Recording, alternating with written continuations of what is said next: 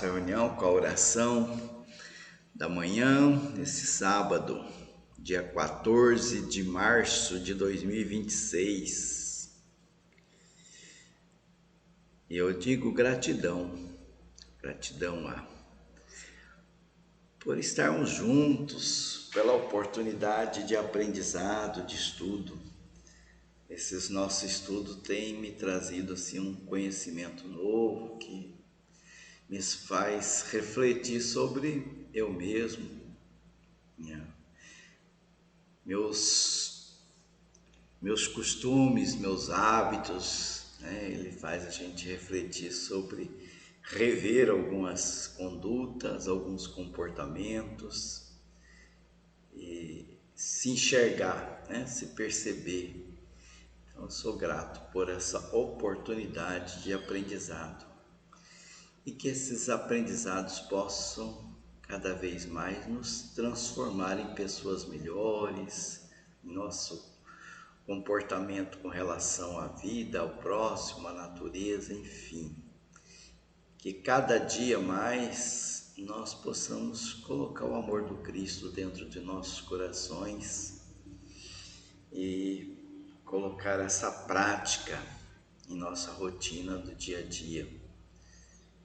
Cada vez mais nós percebemos que esse é o caminho, um caminho que ainda a gente tropeça aqui, tropeça ali, mas estamos no rumo, né? Que Deus abençoe os nossos propósitos, fortaleça a nossa vontade, nós tenhamos cada dia mais forças para essa mudança tão desejada que viemos quando reencarnamos aqui na Terra. Que a sua paz, Senhor, seu amor permaneça entre nós, que assim seja.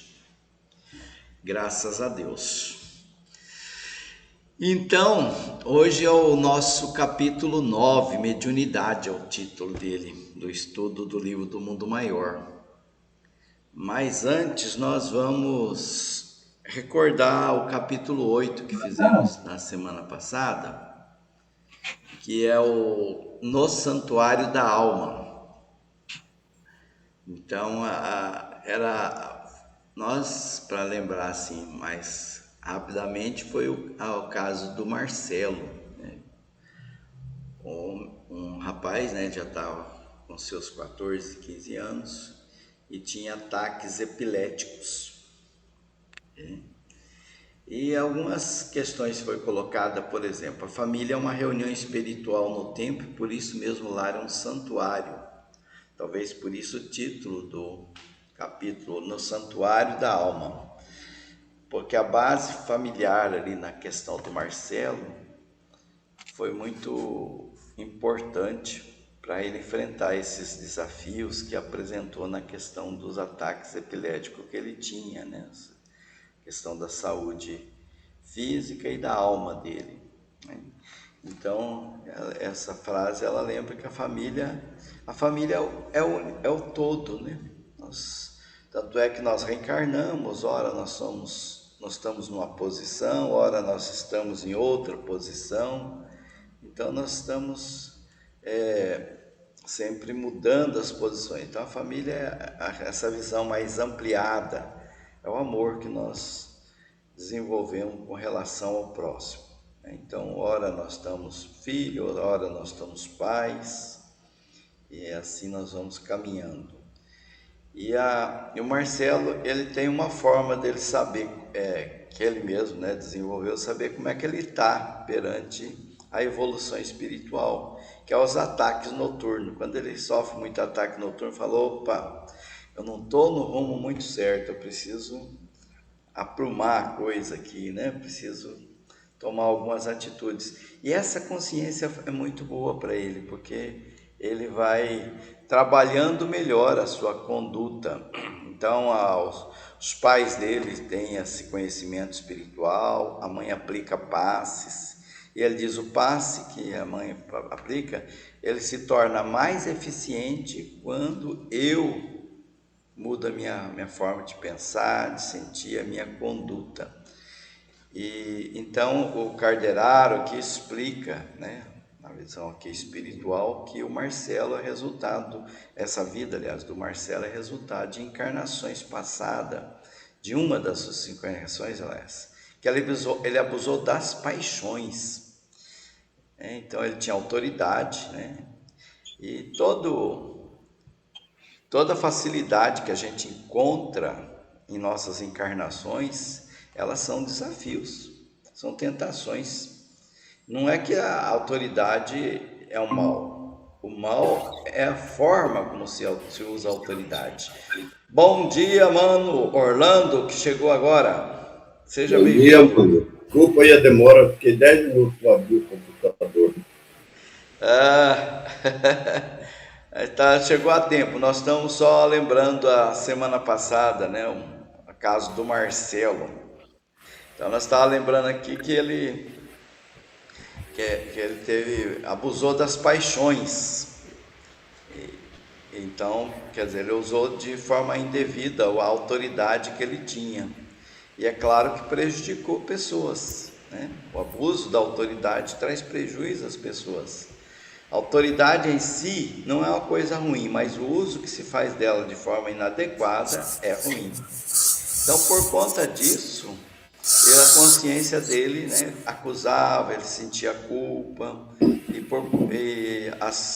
aqueles que se sentiram prejudicados por ele nessa existência que se passou, cobrava, queria justiça. E então, Carderaro aqui lembra que existem enfermidades múltiplas, né, que desarmonizam o corpo, e também inúmeras pelos desvios da alma. Então, a consciência dele trazia essa cobrança. E por mais que ele pedisse, orasse, porque ele tinha até um conhecimento espiritual, dado à família onde ele reencarnou, a mãe aplicava passe, fazia reuniões, conversava com ele e tudo mais, mas ainda assim foi muito difícil a intercessão dos espíritos, a ajuda para ele, porque ele carregava uma culpa muito grande dentro de si, e isso dificultava, né? E facilitava, é claro, aos obsessores que provocassem nele aqueles ataques epiléticos, que deixava ele bastante constrangido até. Então mas ele era uma pessoa que estava sempre buscando a harmonização, reajustamento, obediência, bondade, docilidade, ternura. Então ele estava se transformando, reeducando intimamente. Mas a ajuda ainda não estava pronta por conta dessa culpa, né? Ele estava já com 14 anos de idade, é interessante, né? Então até os 14 anos ele foi poupado como criança, né? Aos 14 anos começou então a apresentar esse problema da epilepsia, das convulsões epiléticas. Então é o momento dele despertar, né, para a vida, através da dor, porque ele estava muito preso ao sentimento de culpa e não avançava na espiritualização tão necessária. Embora ele tinha um equilíbrio, né, ele era assíduo, zeloso, a tarefa espirituante. Aqui eu coloquei uma pergunta do Livro dos Espíritos, que é a 909, que pergunta se o homem pode sempre, pelos seus esforços, vencer as más inclinações. Quer dizer, a gente vem com tendências de vidas que nós passamos e abusamos. Aí a gente vem com tendência de repetir aquilo. E aí a pergunta de Kardec é se a gente pode vencer isso. E ele fala sim, frequentemente, fazendo um esforço muito insignificante. Então isso deixa a gente meio assim encabulado, né? Como diz a palavra, encabulado, deixa nós intrigados. Não é como assim? É um esforço muito significante. Eu estou aqui, lá de vez em quando eu resvalo aqui, resvalo ali, tropeço aqui, tropeço ali, cometo alguns equívocos que eu não gostaria de cometer, mas cometo, e diz que é facinho, né? Muito esforço insignificante, né? Então é uma coisa que leva nós a refletir. Mas quando a gente estuda melhor, a gente percebe que realmente, né, se a gente se esforçasse um pouco mais, desenvolvesse a boa vontade, talvez a gente vencesse mais facilmente essas dificuldades. Então o cérebro do Marcelo estava comprometido, né? Por conta desse sentimento de culpa.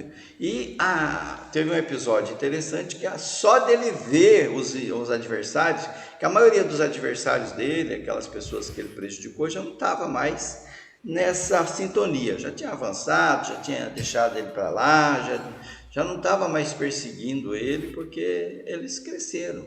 Mas tinha dois que ainda perseguia. E esses dois, só dele olhar, né, só de ver de longe, que ele estava ali sob a proteção do Calderari e toda a equipe do Calderari, incluindo o André Luiz, ele já passou mal. Teve um ataque, buscou o corpo físico rapidamente, porque ele sentiu medo, sentiu culpa. Então é a lembrança, né, que mesmo sem a influência, ou sem o ataque dos espíritos obsessores, ele sentia o mal-estar como se estivesse sendo atacado. Até ele trouxe uma explicação, né, de um pesquisador da psicologia do passado, que é Pavlov, que ele fez a pesquisa do reflexo condicionado. Né? Reflexo condicionado. Sabe aquele momento que a gente, por exemplo, só de você pensar num limão, a coisa, você saliva, sente como se tivesse o limão na boca, né? Mais ou menos isso. Então, ele fez essa experiência com o cachorro, né? Ele dava um alimento para o cachorro, tocava um sininho. Dava alimento para o cachorro, tocava o sininho. Vários dias, várias vezes isso aí.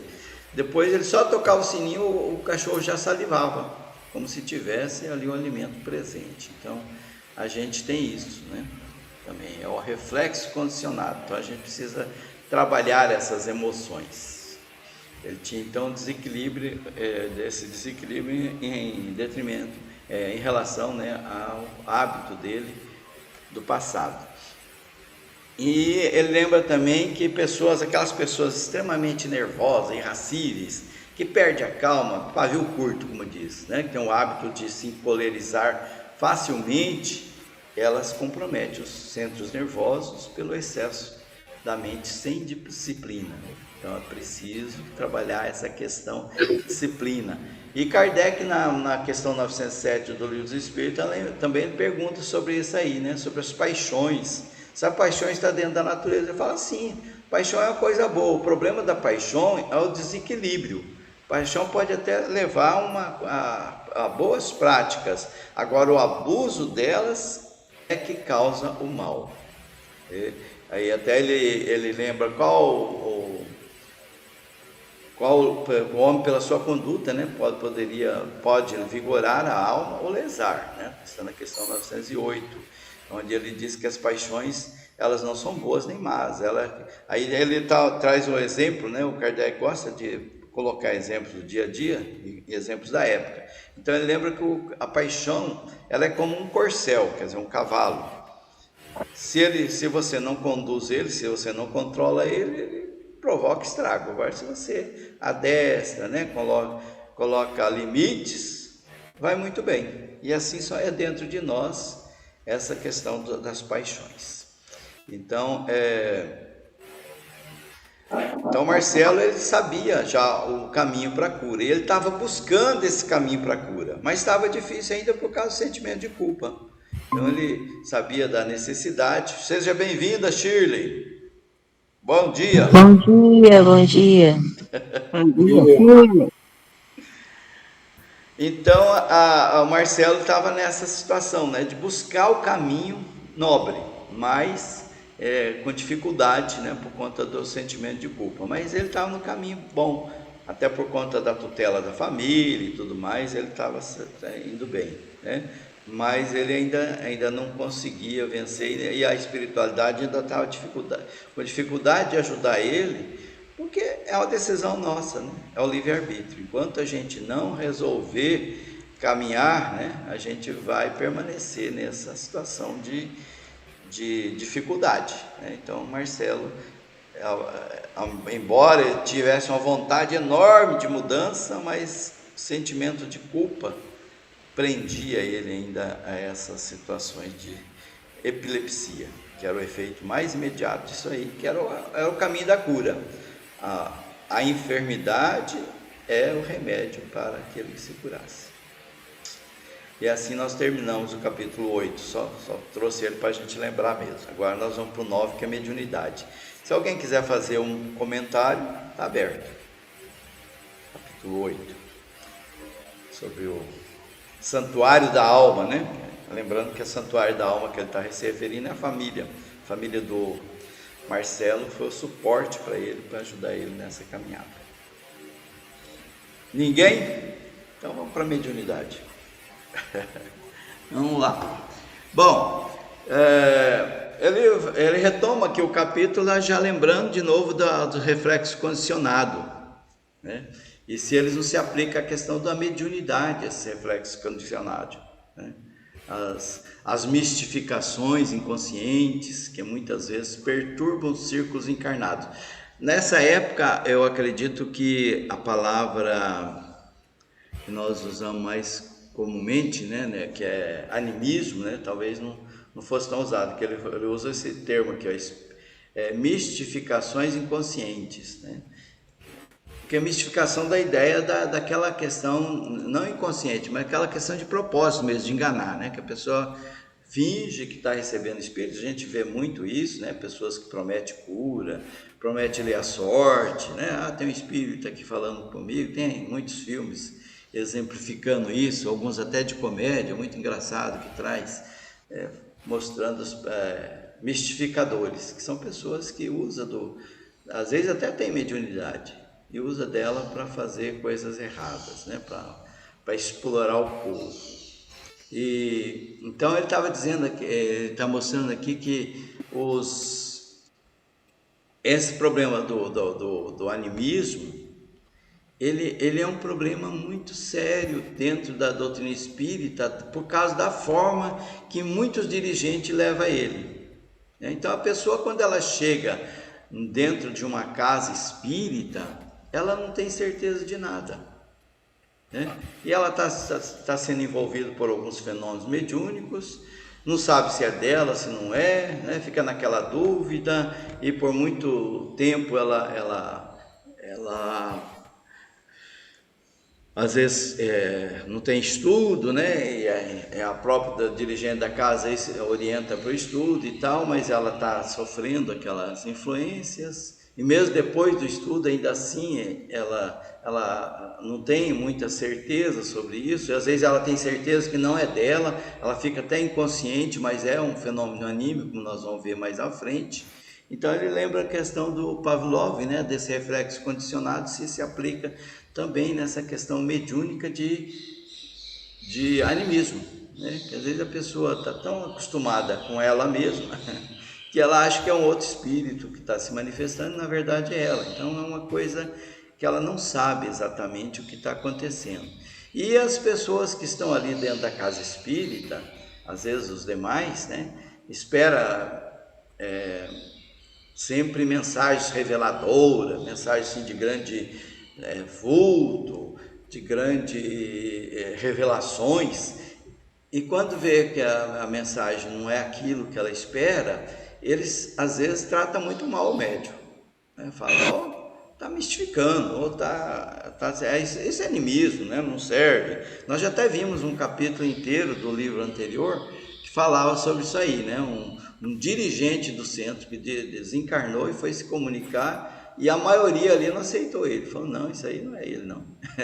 É mistificação, é animismo, é isso e aquilo, né? Então ele se sentiu muito mal com isso. Isso é nesse capítulo, né, ele traz essa tese do animismo para a gente refletir sobre ela, né? E lembrando que muitas vezes os irmãos, né, da casa espírita não são muito caridosos e faz uma verdadeira inquisição, né? Ela fala, é como se fosse um órgão inquisitorial, né? E não educa, né? Mas eles acabam tornando a pessoa amedrontada, assustada pela situação. Até ele lembra que o Cérbero, né, que é da mitologia grega, que é um ser que controlava a questão do plano da morte, né, e e da vida. Então diz que se converteu nesse monstro, né? Muitas vezes o trabalho mediúnico, para a pessoa que está lá, né, o médium, se torna então um desafio muito grande. Então, porque reclama ali, muitas pessoas exigem, né, que o médium seja aquele que seja preciso, né, tem uma precisão absoluta. Esquece então das lições, diz o André Luiz, elementares da natureza, que tudo caminha lentamente, não é assim, do dia para outro. Você já chega ali, existem casos, né, de médiuns que chegam realmente e dão grandes revelações, mas são casos excepcionais. A maioria eles vão caminhando passo a passo, né, vai desenvolvendo, vai aprendendo consigo mesmo nesse intercâmbio, né, e as pessoas têm que ter essa compreensão, né, com relação a isso. Então, tudo obedece a um ciclo, né? A evolução, seu campo, sua rota, lembra aqui, né? Então, às vezes envolve anos de luta, anos em que a pessoa tá ali tentando ter uma revelação mediúnica e com esforço, com disciplina, lembra? Até Chico Xavier passou por essa questão da disciplina, né? Foi orientar disciplina, porque é esse o caminho, né? Tanto para o médium quanto para aqueles que estão ali dando suporte a ele, né? Para que ele possa ir se desenvolvendo. Essa temática ela toma conta de todo o capítulo, tá? Então, se alguém quiser comentar alguma coisa durante a gente... Vamos comentando. O Orlando, principalmente, que participa bastante de reunião mediúnica, pode contribuir muito nessa questão. Eu queria que você explicasse aí direitinho o que é animismo e o que é mistificação. Muito bom. Muito bem. Então, mais à frente até vai ter umas definições assim mais precisas, né? Sobre animismo, mediunismo e tudo mais. Que trata aqui, né? Ele também usa o termo mediunismo também. Então, o animismo, ele é uma questão antiga, né? Ele foi em 1890, o Alexandre Akazekov, diz aqui, né, o nome dele. Ele lançou uma obra chamada Animismo e Espiritismo. Então, ele foi um pioneiro nessa questão dos fenômenos anímicos. Então, ele classificou em 3 partes: personismo, animismo e espiritismo, né? E depois Ernesto Bozano também, em 1938, no livro Animismo ou Espiritismo, que é uma forma de pergunta, ele também trouxe algumas questões. Então, animismo é quando a pessoa, ela mesma, está se manifestando, consciente ou inconsciente às vezes, né? Às vezes ela tem a dúvida, fala, não sei se é meu, se é eu, então ali é semiconsciente, na verdade. Mas ela não faz isso porque quer. Não, ela não faz isso. Quando faz porque quer, daí sim, aí é mistificação, né? Que eu uso o termo. Agora sim. Mistificação. Para o pessoal entender, né? Isso. O animismo não é porque a pessoa quer. Não. Inclusive, o animismo ele pode trazer. Tem certeza que é um espírito que está comunicando, mas é ela mesma. Isso. E às vezes ela pode trazer informações que ela, enquanto encarnada, desconhece. São informações dela mesma de outras vidas. Então ela se comunica de repente com um personagem que ela viveu lá numa outra encarnação, mas é dela. E na comunicação mediúnica, dos objetivos da comunicação mediúnica é conversar com o espírito, esclarecer, orientar e tratar do espírito. Somos todos espíritos, encarnados ou desencarnados, somos todos espíritos, não somos? Então todos merecemos esse tratamento. Então se o médium está ali e é um fenômeno anímico, ele está manifestando algumas dores e dificuldades, é o dever de quem está ali tratar isso aí, conversar com ele, né, numa boa, para poder... Aí, no caso, você vai conversar com o médium, não é com ele. Isso, mas é o espírito dele, é o espírito, né? Sim, é ele espírito. É ele espírito, Se você vai exatamente. conversar com o espírito, a gente vai pensar o quê? Vai pensar que é um outro espírito que está ali. Mas não é, vai conversar com o médium.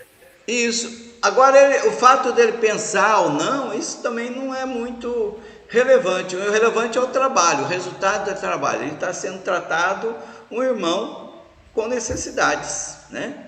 Um irmão que precisa No desse momento que você está tratamento. conversando com ele, é como se você estivesse conversando com o espírito, que não é ele. Isso, exatamente.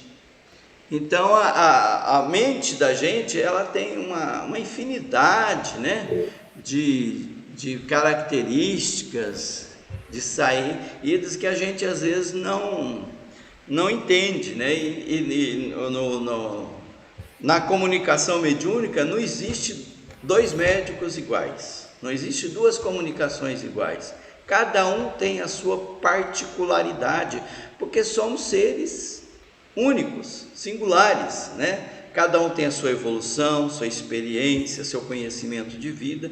Então, cada um tem a sua forma de se manifestar. Então, a gente tem que considerar isso, né? E então, muitas vezes as pessoas, eles exigem assim que a pessoa tenha a faculdade completa, né? E não é assim que funciona. A gente sempre tem várias variáveis, né? A variável do próprio médium, a variável do ambiente, das pessoas que estão ali, da experiência que cada um tem. Tudo isso aí influencia naquela comunicação, que ela vai ser mais ou menos autêntica. A participação, aliás, toda a comunicação mediúnica, diz ele, né, tem a participação do médium, mais ou menos, tem, né? Tem algumas que é quase que só o espírito, né? Na inconsciente, por exemplo, mas ainda assim tem a influência do médium disso, né? Então o André Luiz estava então buscando esse entendimento, e Calderaro ali estava explicando, né, que a mediunidade é uma ponte, é como uma ponte que liga dois mundos, duas formas, duas esferas, ele diz, né, que as pessoas que nós, então a mediunidade é o caminho, né, para a gente poder ter esse acesso à espiritualidade, né? Então aí ele lembra, né, que é claro que é necessário que todos, não só os médios, mas em especial os médios, ele trata aqui, procure permanecer, lembra daquelas três degraus ou três ambientes, né, do cérebro, que ele permaneça sempre, busque permanecer sempre no andar superior, né?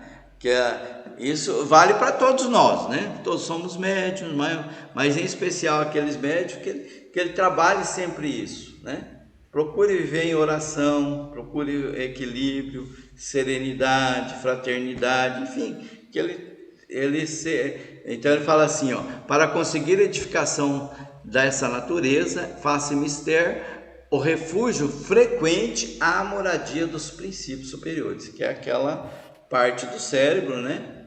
Que a gente falou aqui até que é do futuro e tudo mais. Então ele viver isso aí, né? O homem para nós seres humanos, né? O homem para a gente poder modificar o presente, melhorar o presente, a gente precisa viver no futuro, né? Então essa perspectiva do futuro, é obrigado a viver no futuro da raça, quer dizer, a gente projetar o futuro. O que é o futuro? O futuro do Cristo, né? Do Evangelho já implantado aqui na Terra e tudo mais. A gente compreender isso aí, as situações que nós vivenciamos, e buscar ter esse pé e essa visão de futuro sempre, para a gente poder ter uma mediunidade edificante. Então, mas isso é muito lembrado dentro das casas espíritas, né? Que o médium precisa estudar, mas não só estudar, mas melhorar a sua compreensão de mundo, a sua moralidade, as suas frequências, o pensamento. O médium ele tem muita sensibilidade, então o pensamento dele causa muita coisa boa ou ruim, dependendo do que ele pensa, do que ele sente. Então procurar sempre manter o pensamento na questão mais elevadas, né? E aí ele faz também uma lembrança, né, da questão de Moisés, né, que também foi um médium, recebeu até as tábuas da lei, conversava com espíritos, né, que às vezes até designava como se estivesse conversando com o próprio Deus, e que todos, né, nós temos a intuição, e a mediunidade ela começa geralmente com a intuição. E lembrando que Moisés, embora ele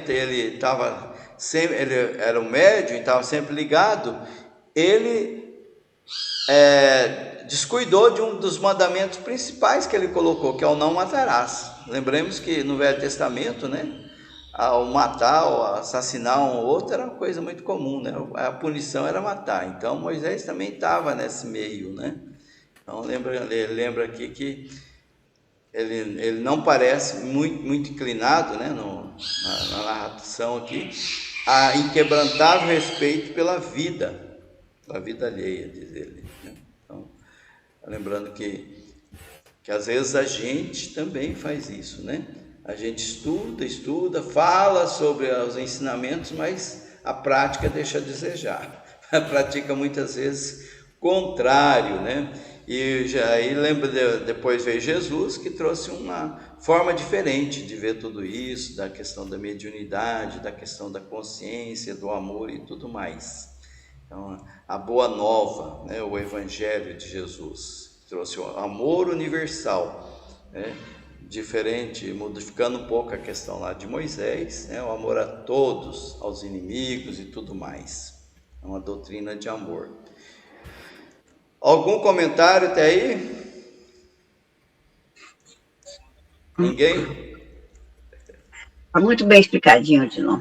Tá gostoso de se ver. Eu vou pular um pouquinho aqui, depois na semana passada a gente volta, que essa parte aqui é mais explicação sobre essa questão da mediunidade, e na semana que vem, quando a gente recordar, a gente volta a ele e vou trazer o caso aqui, né, que traz o capítulo já, para a gente poder... Você falou do animismo muito bem, com muita propriedade, esqueceu da mistificação. A mistificação, né? A mistificação é o contrário, né? A mistificação é consciente, né? A pessoa sabe que está enganando. Recebe um espírito que não é ele, ou não tem espírito nenhum. Ele está fazendo um teatro ali, né? Ele está representando. É um teatro. E hoje, com a internet, a gente tem acesso a muitos médios, né? No YouTube, né? Muitos médios ali ao vivo falando, né? E fala com pessoas famosas, né? Apresenta do passado, do presente, fala com ETs, e a gente tem que colocar um pontinho de dúvida nisso aí, né? Kardec, ele mostra como é que a gente deve trabalhar para tirar o que é bom, né, do que não é bom nessa questão, né? O Orlando até no último jornalzinho que foi publicado, acho que você colocou no grupo, né, Orlando? Foi. Comentou um pouco sobre essa questão também, né? Que espíritos sérios não traz informações catastróficas e tudo mais. Então, ali às vezes nem é espírito que está falando, é a própria pessoa, né? Fica falando, ela pesquisa na internet, fala, vai morrer uma pessoa famosa esse ano, né? E tal, e vai acontecer uma catástrofe, vai morrer muita gente. Então, essas notícias assim, é bom a gente ficar esperto, né? Porque geralmente, muitas vezes são notícias que as pessoas trazem para o objetivo mesmo, né? Hoje a internet é uma forma assim de aparecer, né? E quanto mais eu apareço... Esse é o style do like. Like, isso mesmo, bem lembrado. Poder para crescer, para ganhar dinheiro. É assim, é crescimento para poder entrar dinheiro. E pelo nosso nível evolutivo, nós gostamos de coisa ruim muitas vezes, né? Então, quanto pior, melhor. Eu já sou o contrário, não gosto muito desse trem, não. Eu gosto das coisas novas. Às vezes a gente se encanta, né, com as notícias catastróficas, a gente fica ali preso. Tchauzinho gosta, tchauzinho acha bom assistir essas catástrofes. Eu não Eita. sei que é conversa fiada. Então, Conversa pra pôr dormir, isso aí. é, Então, assistir uma palestra edificante, o tanto que é melhor, né? pois é, né? Uma boa música, uma palestra, né? Tem Ah, tanta é bom coisa boa demais. na internet, mas a gente fica muitas Sim. vezes preso àquilo que não é Você bom. saber passar pela peneira, né? Você que falou o caso da peneira, né? Tem que passar É, pela peneira para ver o isso que é bom mesmo. para comer. Muito bem, então eles, depois de fazer essa reflexão, né, sobre a mediunidade, sobre o animismo e tudo mais, né, ele então chegou a uma senhora, né, numa casa espírita, que era médium, mas era uma médium em processo assim de formação, né, e ela estava ali recebendo socorro para prosseguir a tarefa, né, então ali a carderária convidou o André Luiz para ele ver na prática como é que funciona essa questão da mediunidade. Era 8 horas da noite, né? Tinha 11 companheiros ali, né? 11 pessoas reunidos na sessão, né? Seriam 11 pessoas voltadas para a mediunidade também, e conseguir que estava ali em oração, né? Tudo mais. E, então essa era a questão que estava ali. E então um dos desencarnados que fazia parte da equipe, né, o André Luiz até se afinizou mais com ele, porque ele também fora numa outra encarnação, também médico, e como o André Luiz era médico, né? E, e ele era uma pessoa do bem, né? Ele estava ali para tentar ajudar, né? Doentes, pobres, né? E sempre teve essa vocação, né? Para essa assistência fraternal. Então, essa pessoa que estava ali que ia da comunicação, que seria o espírito, né, que ele iria comunicar, né, no outro plano, do outro plano, para auxiliar, né, as pessoas aqui da Terra.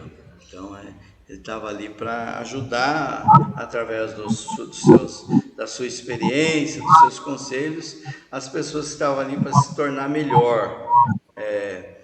E ele lembra, né, que esse é um processo, né, que é demorado, né, tornar a Terra um local melhor, tornar o nosso campo íntimo um local melhor é uma questão que não é rápido, né, é impossível que seja rápido. Então, até aí o processo da mediunidade também é um processo que, como dissemos anteriormente, vai passo a passo. Então, ela vai se melhorando, né? E vai se desenvolvendo e vai melhorando também a questão da mediunidade. Então, ele lembrou que ali, né, a maioria apresentava-se uma certa... A maioria das pessoas que vão à casa espírita, muitas vezes eles querem fenômenos. E ali não era diferente. Então as pessoas estavam ali, queriam fenômenos, então não inspirava-se muita confiança, né, na reunião. Então tinha uma das que estavam ali também, né? A Eulália, coincidiu com o nome da dona Lalinha aqui, só que não chamava ela de Lalinha. Então ela disse até que ainda no meu nome eu lhe ouviram os apelos por intermédio de Eulália, perguntou meu instrutor. Aí ele falou, não, por enquanto não. É a mesma suspeita de animismo, de mistificação inconsciente. Então, eles ainda estavam nessa situação de desconfiança. Então, é uma casa espírita que estava desenvolvendo um trabalho mediúnico, mas que tinha esse prejuízo, né? E ele percebeu assim que 8 que estavam ali, né? Era possível, né, que trouxesse uma comunicação mediúnica, de acordo, né, claro, com seus avanços, né, suas afinidades, né? Cada um na sua forma, porque, lembrando de novo, né? Não existe dois médiuns iguais, né? Então, um apresentaria uma comunicação, outro apresentaria uma comunicação de forma diferente, né? A irmã Eulália, como diz aqui, né? Ela estava num estágio mais avançado daqueles lá, né? Dos que estavam ali. Agora, então, dos 8, ela que se apresentava assim, em melhores condições para receber a mensagem. E quem ia comunicar ali era esse amigo médico, né? Ele ia comunicar por todos. Olha que coisa interessante. Ele ia trazer uma mensagem, né? Era o espírito do bem, né? Ia trazer uma mensagem por todos ali, no mesmo momento. Estranho isso, né? Pois é, ele ia mandar a mensagem, cada um de acordo com a sua vibração, de acordo com a sua frequência, ia então passar as mensagens que ele ia trazer, né? Ali naquele momento. Bom, Eulália, então, ela demonstrava, então, ali um grande poder, né, na questão da prática da mediunidade, porque ela tinha uma boa vontade criadora. Então, esse é um ponto que ele bate bastante, boa vontade criadora, né, para se fazer qualquer trabalho no campo da espiritualidade, esse é o caminho.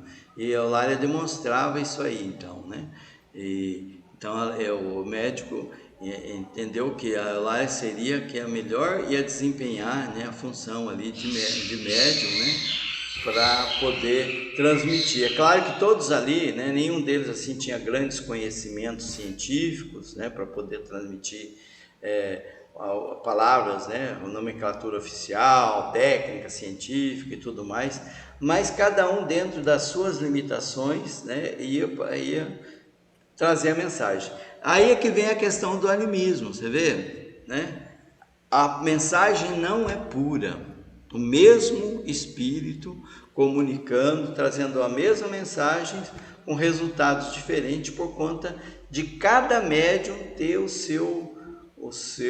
a sua forma, né, de interpretar, de ver, de expressar aquela comunicação. Então, muitos deles não tinham nenhum conhecimento nessa área, então, é claro, ele ia transmitir uma mensagem com o seu vocabulário. O mais importante nessa questão é que ele tenha vontade. Vontade significa ele ser afinizado com aquele trabalho, ele ser afinizado com aquela temática. Ele tem uma paixão. Nós falamos paixão no comecinho do nosso encontro hoje. Então ele tem uma paixão, né, por aquela temática, ser apaixonado. Igual nós aqui, nós somos apaixonados pelo estudo do livro, né? Isso é claro que vai promover em nós um aprendizado melhor, né? Se a gente tiver essa vontade, né, de aprender. Olha, esse tema, eu gosto muito desse tema, é muito bom, ele traz muita informação para mim. Então, o médium também, ele precisa ter essa paixão por aquela temática, até mesmo por aquele espírito, para que ele possa ser o mais autêntico possível, né? Então, então ele esclarece essa questão das diferenças. Em matéria de mediunismo, há tipos idênticos de faculdades, mas enormes desigualdades, veja bem, enormes desigualdades nos graus de capacidade receptiva, os quais variam infinitamente, como as pessoas. Então, ali cada médium tinha sua particularidade. Isso é fácil a gente perceber numa reunião mediúnica, né, Orlando? Você que trabalha lá com médiuns, você percebe assim, cada médium tem a sua particularidade.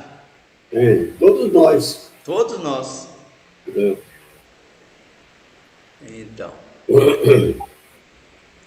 Então, ele lembra ali, ali que todos estão em aprendizado, né? Ação experimental. Até o comunicante, que é o médico, também, né? Ele também está aprendendo. Ele também não tem toda aquela desenvoltura, ele não é um espírito assim que já tem todo o aprendizado. Então todos ali estão numa fase, né, de aprendizado, de crescimento e de desenvolvimento da vontade, de exercício, de criar hábitos bons para se cada vez mais se melhorar, né, e contribuir para a comunicação. Então, essa visão que a gente precisa sempre ter. Por que eu estou na casa espírita desenvolvendo esse trabalho? Ou esse ou aquele, ou no caso a mediunidade? Para eu me melhorar. Objetivo da encarnação é evolução. Evolução de quem? A minha. Quando eu evoluo, contribuo para a evolução geral. Às vezes o médium acha que vai no centro, não, vou lá fazer um trabalho, vou contribuir com a espiritualidade, vou ajudar as pessoas, todos precisam de mim. Não, eu estou lá para o meu crescimento espiritual. Quando eu cresço espiritualmente, eu levo outros também comigo, seja na família, no trabalho ou na casa espírita. Então, ter essa visão, né? De que não às vezes a pessoa se acha muito, como diz o ditado, né? Então, ali eu começo a narrar, né? Como é que estava ali, algumas dificuldades, algumas pessoas que colocavam mais ou menos dificuldades na comunicação e que o médico, aquele, né, o espírito, ele estava ali, né, tentando derrubar as muralhas em cada um, e até mesmo na irmã Eulália, né, que mantinha a mente iluminada, vibrante, e ela mesma estava se esforçando, né, para quebrar essa muralha, para permitir a passividade, permitir a comunicação mediúnica. Cada qual, então, ao seu modo, né, estava buscando essa comunicação. Então a Calderari estava chamando a atenção do André Luiz para prestar atenção em cada um deles ali, e ele viu, né, que os raios de força positiva do médico, né, estavam incidindo sobre todas as 8 pessoas, todas elas estavam recebendo aquela emissão mental do espírito comunicante, todos estavam recebendo ao mesmo tempo, né? E todos estavam assim buscando essa atitude passiva para poder transmitir a mensagem, né? Então aquelas mensagens, aquela influxo, né? Aquelas energias mentais passavam por cada um deles. E André Luiz então estava observando, né, as particularidades de cada um. Então ele percebeu, por exemplo, que um dos médiuns, quando ele recebia aquelas influxos, aquelas emanações, né, ele lembrou o quê? De uma comovente passagem no hospital. Uma passagem, né? Recordou comovente paisagem, aliás, paisagem de hospital. Então ele era o médico que estava se comunicando. Então ele começou a lembrar de um hospital. O outro, ele lembrou de uma enfermeira bondosa, que ele tinha tido contato, né, no passado. O outro tinha simpatia, assim, demonstrava simpatia por doentes, né, lembrou de enfermos, desamparados. 2 senhoras lembraram da caridosa missão de Vicente de Paulo, né? E uma velhinha ali teve a ideia de visitar algumas pessoas acamadas, que eram queridas, né? Falou, puxa, preciso fazer visita aos enfermos, né? Algumas pessoas, fulano, ciclano que está enfermo, vou fazer uma visita a elas. E um jovem estava lembrando de uma leitura que ele tinha feito sobre pessoas que em desequilíbrio mental, desequilíbrio mental. Então, cada um tinha recebia aquelas emanações do espírito comunicante de uma maneira.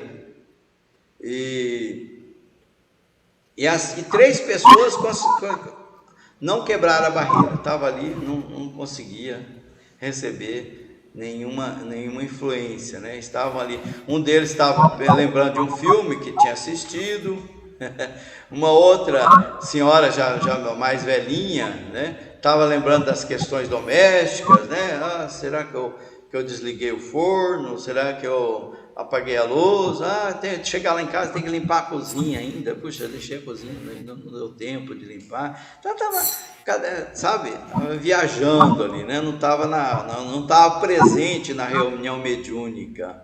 Então, cara, esses três estavam em outra sintonia. E agora a Eulália não, ela recebia o apelo do comunicante com muita nitidez. De todos os 8 ali, né, que aqueles 8 favoráveis, e 3 não favoráveis, que eram 11, ela que mais estava disponível, disposta ao serviço da mediunidade ali. Então, depois de alguns minutos, cada um recebendo aquelas emanações luminosas ali, a mão do médium, né,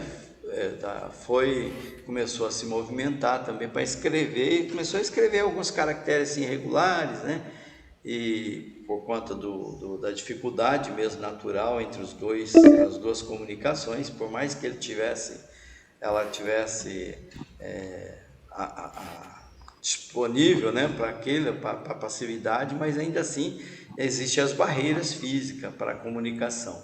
E André Luiz então estava ali atento a tudo isso aí, e depois, né, dela receber a mensagem, ao final da reunião, como sempre faz, né, foi lida então a mensagem que ela recebeu, e a mensagem dizia assim: meus irmãos, que Deus abençoe. Identificados na construção do bem, trabalhemos na assistência aos enfermos necessitados de nosso concurso, entre os longos sofrimentos da provação terrestre. O serviço pertence à boa vontade unida à fé viva. E a sementeira reclama trabalhadores abnegados que ignorem cansaço, tristeza e desânimo. Sigamos para frente. Cada pequenina demonstração de esforço próprio na realização da caridade receberá do Senhor a divina bênção. Aprendamos, pois, a socorrer nossos amigos doentes através da espessa noite da dor. Sofrem e choram, muitas vezes em pleno abandono. Não vos magoará a contemplação de tal quadro? Lembramos daquele divino médico que passou no mundo fazendo o bem. Dele receberemos a força necessária para progredir. Estará conosco na grande jornada de comiseração pelos que padecem. Fiamos em vós, em vossa dedicação, à causa da bondade evangélica. A estrada será difícil e fragosa, entretanto, o Senhor permanecerá conosco. Prossigamos, intimoratos, e que Ele nos abençoe agora e sempre. Então ele assinou o nome, né? E aí encerrou os trabalhos à noite, né? Aí o presidente da casa, seguido pelos demais companheiros, começou o debate sobre a mensagem. E concordou-se entre eles que a mensagem era edificante na sua essência, mas a assinatura ali parece que não batia com a mensagem. Olha só, concordou-se que era edificante na essência, mas não apresentava índices concludentes da identificação individual. Então não era possivelmente de um conhecido profissional que subscrevera.